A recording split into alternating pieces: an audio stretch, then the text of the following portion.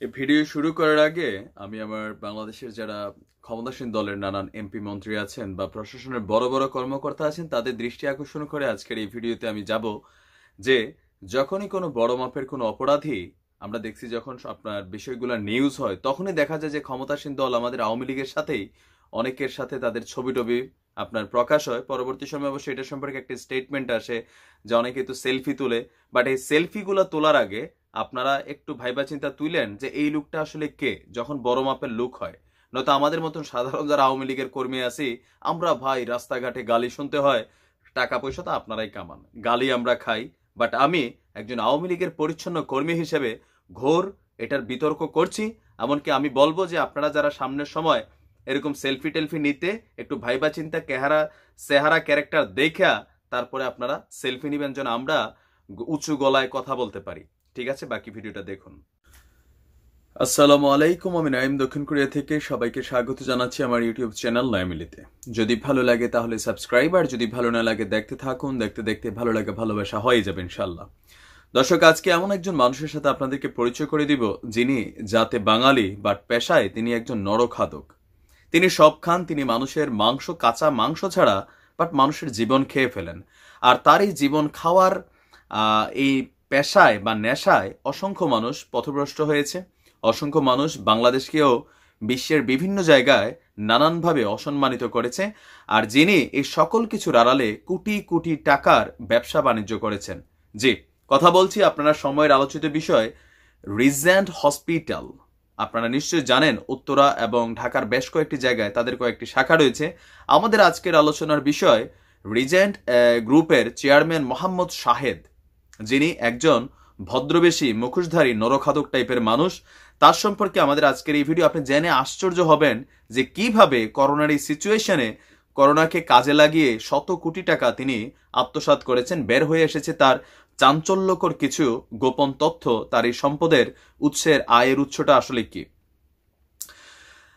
নানা নামে তিনি নিজেকে বিভিন্ন সময় জাহির করেছেন। কখনো তিনি হয়ে গেছেন আপনার একজন মেজর, কখনো হয়েছেন প্রধানমন্ত্রীর এপিএস, কখনো হয়েছেন আপনার নামে বেনামে কিছু কোম্পানির প্রতিষ্ঠাতা চেয়ারম্যান।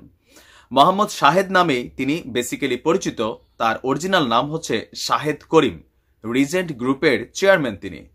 সাতক্ষীরার একটি নিম্ন মধ্যবিত্ত পরিবার থেকে কয়েক বছরই হয়েছেন শত কোটি টাকার মালিক।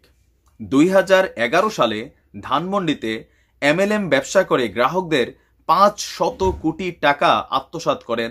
তখন লোকে তাকে চিনত মেজর ইফতেখার করিম নামে। আবার কখনো তিনি আওয়ামী লীগ সরকারের প্রধানমন্ত্রীর এপিএস হিসেবেও নিজের পরিচয় দিয়েছেন। মার্কেন্টাইল কোঅপারেটিভ ব্যাংক থেকে 6 কোটি টাকা ঋণ নেওয়ার নথিতে নিজেকে অবসরপ্রাপ্ত কর্নেল হিসেবেও তিনি জাহির করেন। এই বিষয়ে আদালতে 2টি মামলা এখনো চলছে। দুর্ভাগ্যজনক যে মামলা এখনো চলছে, আসলে এগুলার কোনো শেষ হয় না। এর মাঝখানে তিনি নামে বেনামে শত শত কোটি টাকার ব্যবসা বাণিজ্য করছেন। শাহেদের বিরুদ্ধে ধানমন্ডি থানায় 2টি, বরিশালে 1টি, উত্তরা থানায় 8টি মামলা সহ রাজধানীতে 32টি মামলা রয়েছে অলরেডি। 2009 সালের জুলাই মাসে প্রতারণার মামলায় তাকে একবার গ্রেফতারও করা হয়েছিল।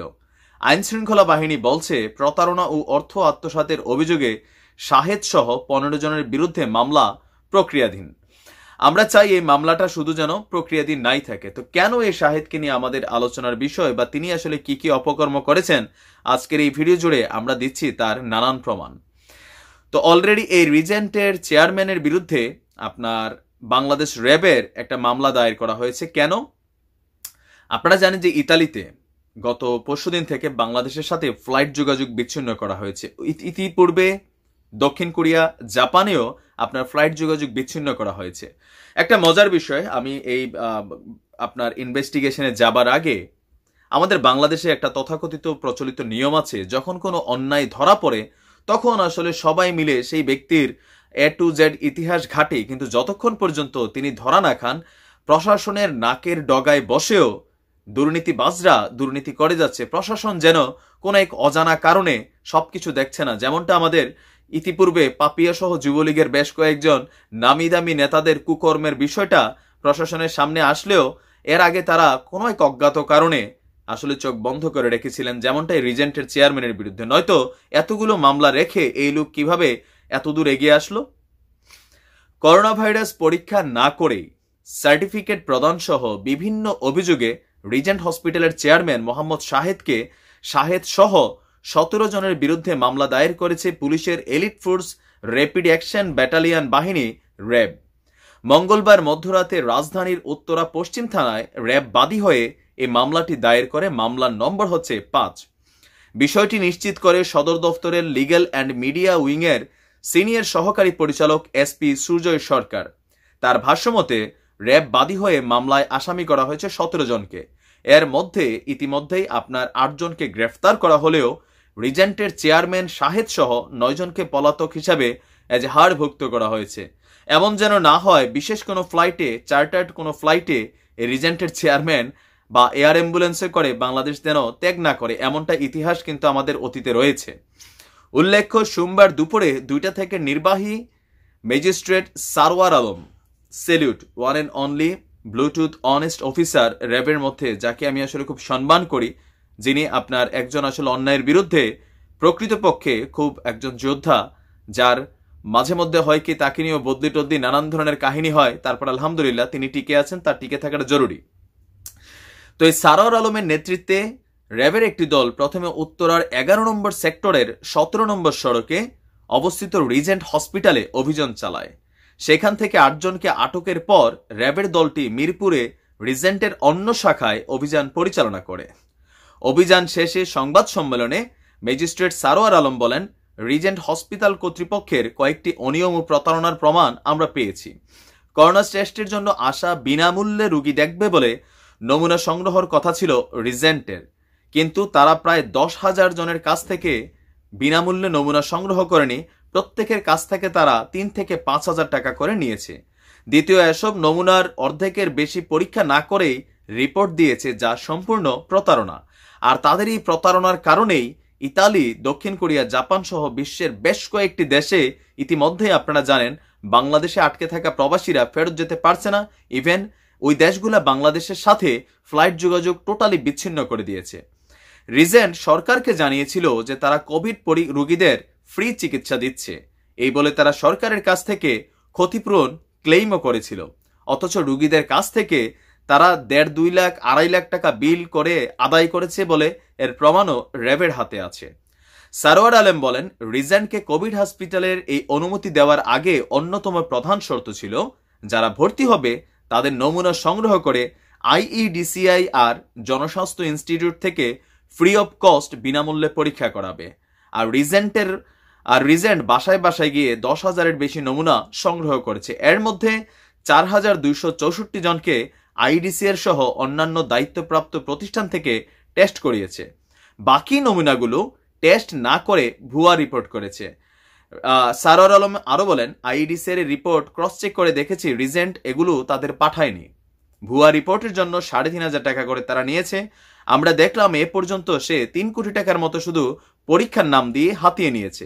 বিষয়গুলো চেয়ারম্যান নিজেই ডিল করেছেন, আর তার সাথে আরো কয়েকজন কর্মীও ছিল। অন্যদিকে মঙ্গলবার ঢাকার উত্তরায় রিজেন্টের মূল কার্যালয় সহ রোগীদের স্থানান্তরের পর সিলগালা করে দিয়েছে উত্তরা ও মিরপুরের হসপিটালের সেকশনগুলো। মঙ্গলবার দুপুরে র্যাব সদর দফতরে নির্বাহী ম্যাজিস্ট্রেট সারওয়ার আলম এ তথ্য নিশ্চিত করেছেন। করোনার উপসর্গ নিয়ে হসপিটালে আসা এবং বাড়িতে থাকা রোগীদের করোনার নমুনা সংগ্রহ করে ভুয়া রিপোর্ট প্রদান করত রিজেন্ট হসপিটাল। এছাড়া সরকার থেকে বিনামূল্যে কোভিড-19 টেস্ট করার অনুমতি নিয়ে রিপোর্ট প্রতি 3 থেকে 4,000 টাকা আদায় করত। এই সমস্ত অপরাধ ও টাকা নিয়ন্ত্রণ করত চেয়ারম্যান মোহাম্মদ শাহেদ নিজেই। রিজেন্টের প্রধান কার্যালয় থেকেই এই কর্মগুলো হতো বিতায় এটি সিলগালা করা হয়েছে। পাশাপাশি রোগীদের স্থানান্তর করে হাসপাতাল দুটিও সিলগালা করেছে। তিনি বলেন, এর আগেই গতকাল সোমবার রাতেই মোহাম্মদ শাহেদের মালিকানাধীন হসপিটাল থেকে অনুমোদিত র্যাপিড টেস্টিং কিট ও একটি গাড়ি জব্দ করা হয়। ওই গাড়িতে ফ্ল্যাগ স্ট্যান্ড ও স্বাস্থ্য অধিদপ্তরের স্টিকার লাগানো ছিল। আইন শৃঙ্খলা বাহিনীর লোকজনের চোখে ধুলো দিতেই ফ্ল্যাগ স্ট্যান্ড ও স্বাস্থ্য অধিদপ্তরের স্ট্যান্ড ব্যবহার করা হয়। অন্যদিকে রাজধানীর উত্তর ও মিরপুরে বেসরকারি রিজেন্ট হসপিটাল লিমিটেড কার্যক্রম অবিলম্বে বন্ধের নির্দেশনা জারি করেছে স্বাস্থ্য অধিদপ্তর। মঙ্গলবার 7 জুলাই হসপিটাল দুটি র্যাবের তরফ থেকে সিলগালা কলে দেওয়ার কয়েক ঘন্টা পর স্বাস্থ্য অধিদপ্তরের পরিচালক ডাক্তার মোহাম্মদ আমিনুল হাসান স্বাক্ষরিত বিজ্ঞপ্তিতে এ নির্দেশনা জারি করা হয়। এগুলা হচ্ছে লিখিত বক্তব্য। দুর্ভাগ্যজনক হলেও সত্য, এই ধরনের ঘটনাগুলা বাংলাদেশের মতন দেশেই একমাত্র সম্ভব। আর এর একমাত্র রিজন হচ্ছে যে প্রশাসন কোথাও না কোথাও ঘুমিয়ে আছে। একটা সময় বিষয়গুলো নজরে আসলেও সামান্য আলোচনা হবে, আমরা খবর করব, নানান আলোচনা হবে, পত্রিকাগুলো রিপোর্ট করবে, কিন্তু বেশিরভাগ সময়ের মতোই এই যে প্রধান যিনি আছেন রিজেন্ট গ্রুপের শাহেদ আলম, তিনি কোনো এক এয়ার অ্যাম্বুলেন্সে করে হয়তোবা বাংলাদেশ ত্যাগ করে চলে যাবেন। আর জাতির ঘুম যখন ভাঙবে তখন আমাদের এই সেক্টরগুলোর সাথে যারা দায়িত্ব আছে, দায়িত্বশীল কর্মকর্তা কর্মচারী আছে, অতীতে আমরা দেখেছি বিভিন্ন বড় বড় মানুষরা যখন দেশ ছাড়ে তখন সবার টনক নড়ে, এ হেরে দোষে, হে এরে দোষে, কিন্তু মারা খায় আমজনতা। আমজনতার এই মারা খাওয়ার দায়িত্ব আসলে কারা নিবে, কে দিবে? এই যে এতগুলো অপরাধের একজন ব্যক্তি, সে কিভাবে এই কাজগুলা করছিল? প্রশ্ন জনগণের কাছে, প্রশ্ন দায়িত্বশীল সংশ্লিষ্ট কর্তৃপক্ষের কাছে, প্রশ্ন কর্তৃপক্ষের কাছে। আমি জানি না যে আমাদের এই প্রশ্নগুলোর উত্তর আদৌ কেউ দিবেন কিনা, বাট আমাদের কাজ হচ্ছে অন্যায়কে সামনে নিয়ে আসা, প্রতিবাদ করা। নিশ্চয়ই আমরা সকলে মিলে প্রতিবাদ করব। ভালো থাকুন, সুস্থ থাকুন। আসসালামু আলাইকুম।